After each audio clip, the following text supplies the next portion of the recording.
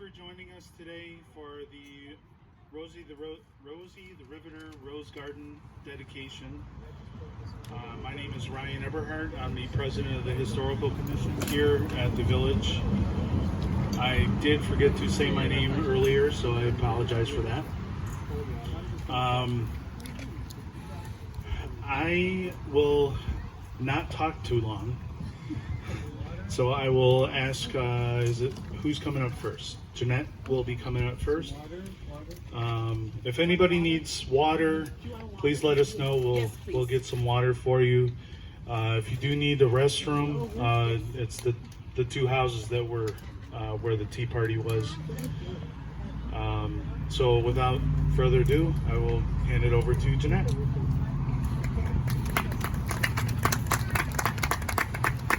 Hi, thanks for coming out today. I'm Jeanette Gutierrez, and this is Nancy Zajac from the American Rosie the Riveter Association.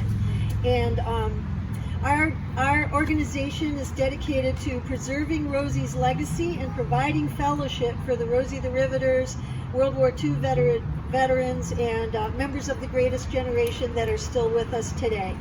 And the story behind this Rosie the Riveter Rose Garden is that starting a couple of years ago, our organization has planted over 100 such rose bushes across southeastern Michigan.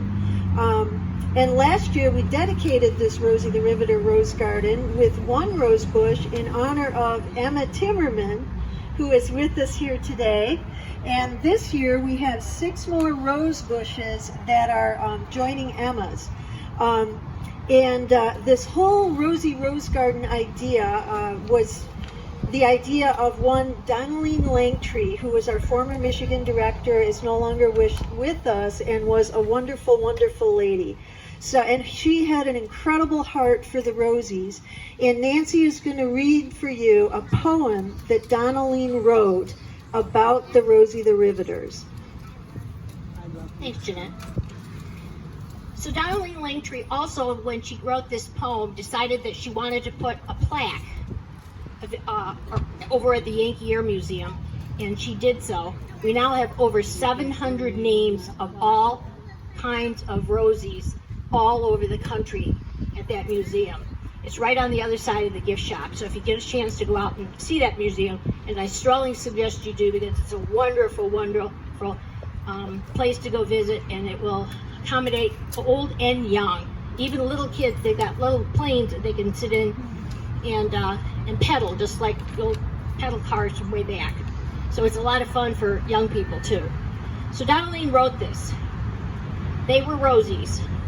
They were daughters, mothers, sisters, and wives. They were Rosies. They worked as riveters, buckers, sanders, welders, crane operators, bus drivers, uniform makers, bullet makers, parachute folders, clerical workers, shipyard workers, assembly line workers, Red Cross, and so much more. They were Rosies. They came from all over our country. They came from small towns and big cities. They came from Washington to Florida, from Michigan to Texas, from Maine to California, and everywhere in between. They were teenagers, young adults to senior citizens. They came together for one purpose, to help win the war. They built 80,000 landing craft, 100,000 tanks, 300,000 aircraft, 15 million guns, and 41 billion rounds of ammunition. They were Rosies. They were more than women working together. They had to raise their children and worry about their loved ones overseas. They were Rosies. All these years, will anyone remember that?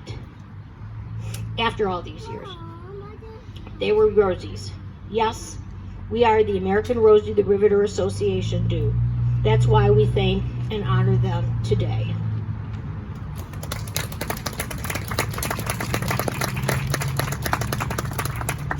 Thank you, Nancy.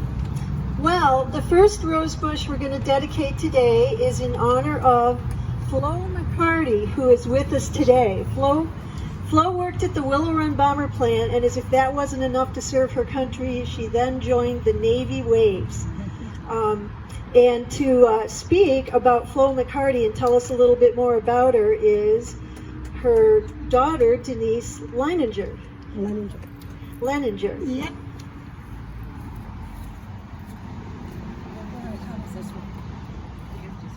Hello, my name is Denise. My mother is Florence McCarty, alias Flo. My mother was adopted when she was a baby by Anna and Jim Wrench. Mom finished school and soon after was married. She went to work as a Rosie at the Bomber plant for about a year. After that, she went into the Navy. She got pregnant for my brother David. Soon after came Debbie and me. Dee, my sister, came 17 years later. I know, that was a big surprise. My mom is a fabulous cook. All friends and family come to our house constantly for meals.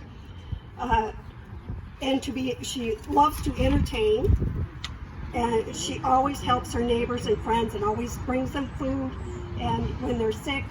And she's 97 years old. She'll be 98 in August, and we hope she lives a very long life. We love her very much. Thank you, Denise. Good job, Denise. Good job. Denise. Symbol of the rose. No. Oh, just both of them? Just one. Well, this is for Sandy. Oh! Sorry about that. The next rose bush we're going to dedicate today is in honor of Mary Jane May, who is no longer with us, but here to tell us about her is her daughter, Sandy McCarty.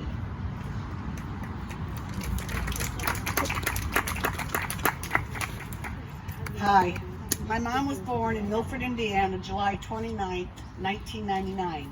Her and my father moved to Wayne, Michigan in 1940 and a small chicken farm in Livonia until my father was drafted and sent overseas. My mom was one of the first Rosies to be hired into Willow Run to build the airplanes. She worked there until they let all the Rosies go.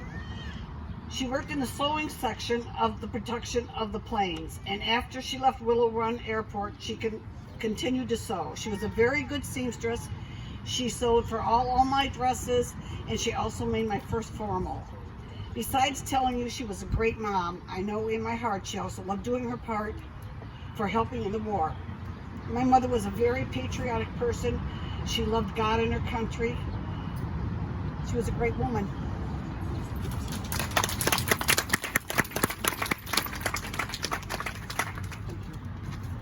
Thank you, Sandy.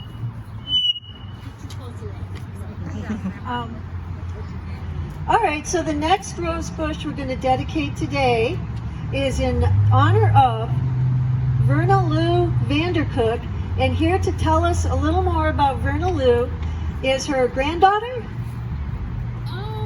Sure. Granddaughter is, okay, Stacy Corder. Okay. Verna was actually not my grandmother, but my daughter's great grandma. So over here in the corner is my daughter Libby, and her grandma Vandercook actually passed away 3 months before she was born, and we didn't actually know that she was a Rosie until I read her obituary, and I was like, well, that's really interesting. I wish I had known that while she was alive. I would have had so many questions for her. So all of the Rosie things that we've been attending, my daughter's been a big part of. She's actually doing a report for school, and she's chosen Rosie the Riveter, so she's going to be in a wax museum as Rosie. Verna was born in 1924 in Hamlettsburg, Illinois. She moved here to Newport, I believe just before the war, and her job was, she was a riveter inside of one of the airplane wings because she was maybe this big. She was very, very petite little woman. She had a high-pitched, squeaky little voice, and she had 4 boys, and this little woman, she was in charge of all of them. And I'd just like to say thanks for all the things that you're doing so that my daughter, even though she never got to meet Verna, she is, she feels close to her.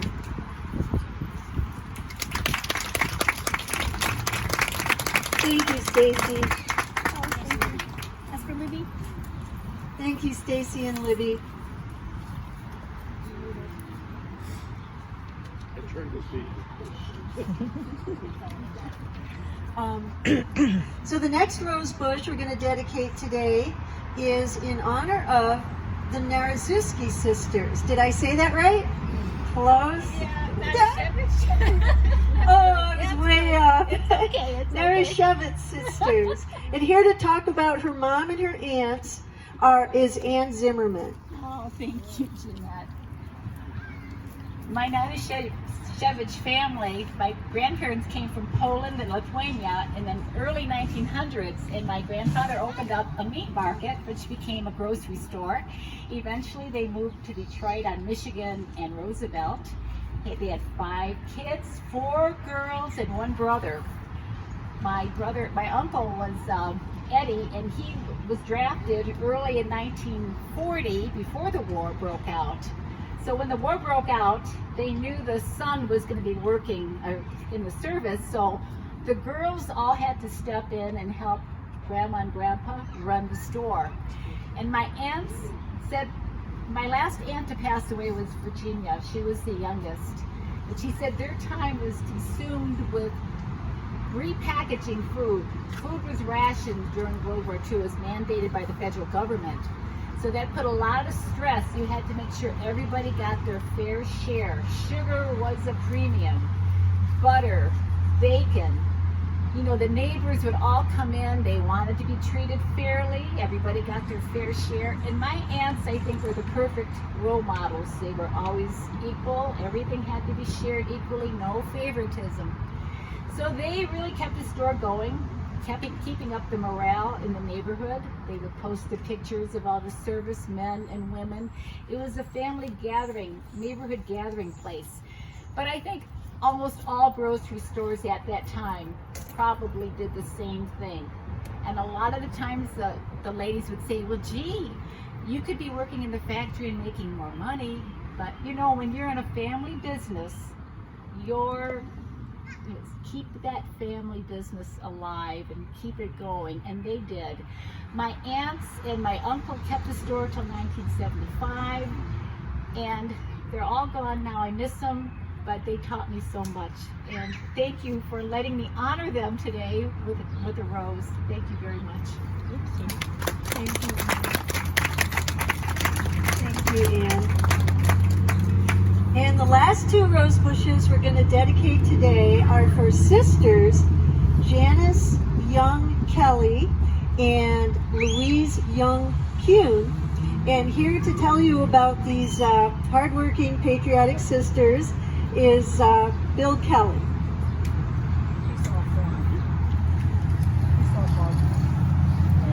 Before I tell you about Mom and Aunt Louise, a big thank you to the American Rosie the Riveters Association of Michigan, and to Ryan and the Westland Historic Village Park. Thank you for having this day. I'm here to tell you about my mom and her sister. They worked at Willow Run. They were both electrical inspectors at the end of the line. They always had a good time together. I don't know why they put them together. It's a wonder they built any plane. They worked just before you got to the big turntables. They take the planes, set them down the turntables. They turn 90 degrees right and go out the big doors to the runways, and they test fly them. And the reason they had to do that is apparently Mr. Ford did not want to pay taxes in both Washington and Wayne County, is the way I understood the story. They always had fun together, Janice and Louise. When they got bored at work, they'd jump up on the wings of the planes and bounce up and down and rock the planes back and forth until the bosses told them to knock that stuff off. Mom is the 3rd of 4 kids. She grew up in Wayne. School was a struggle to her. She was the mother of Kathleen, myself, and Patricia. Mom was not one to be crossed. My grandfather was a mechanic in Wayne, and that's where they had the poker games. you've heard the expression bet the house 2 times. Mom found out there was a third game going on. She walked down to the garage and put a quick end to it with a baseball bat. Whoa. When she told you to do something, you did it. She wasn't unloving, she was very loving, but when she said something, her word was gold. She was married in Toledo in January 1942. Unbeknownst to her, the week of January 26, 42, my dad, who was stationed with the 8th Army Air Force in Wichita Falls, Texas, went AWOL. He hitchhiked to Toledo, called Mom on the phone and said, "What are you doing today?" "Oh, nothing." "Great, meet me in Toledo, let's get married." Mom, playing real hard to get, said, "Okay." So she drove down to Toledo and found him. No MapQuest, no GPS. They said their I do's, kissed. She drove back. Dad hitchhiked back to Wichita Falls. Never got caught.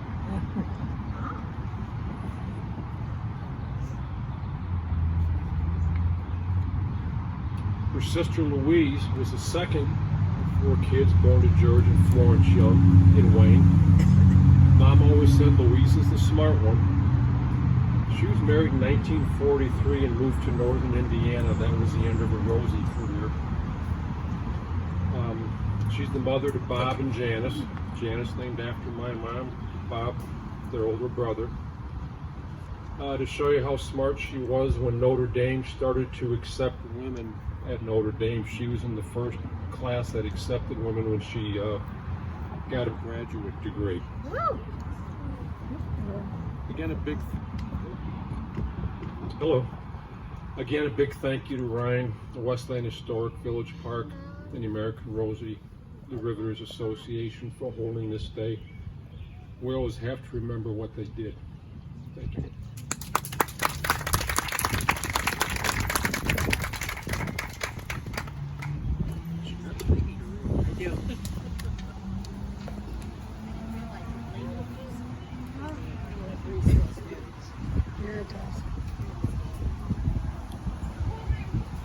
Thank you, Bill.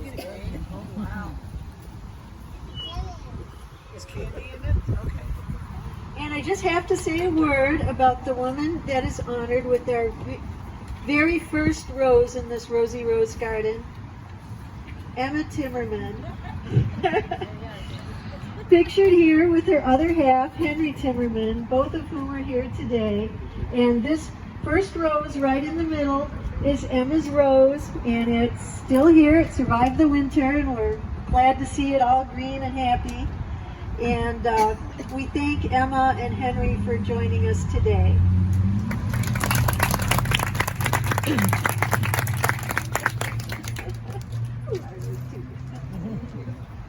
Ryan?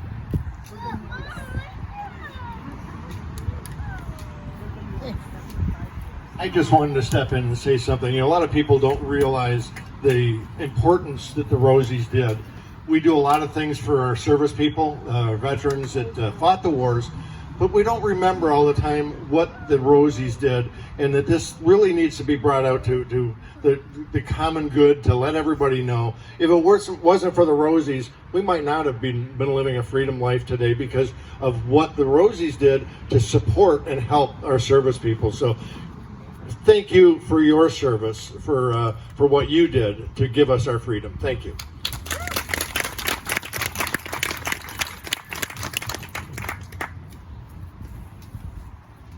Thank you, Don, Jeanette, Nancy. I want to thank everybody for coming out for our dedication today, and the tea earlier. Hopefully we'll do this again next year. I do know of a few that would like to add roses to our rose garden. It is our wish at the park that this whole area around the windmill here be filled with rose bushes. So if you know anybody who is a Rosie, you want to dedicate a rose bush to somebody that did something for the war effort in World War II, please give us the contact information. I will get it to Jeanette, and we will get a rose bush dedicated for them. Thank you for coming.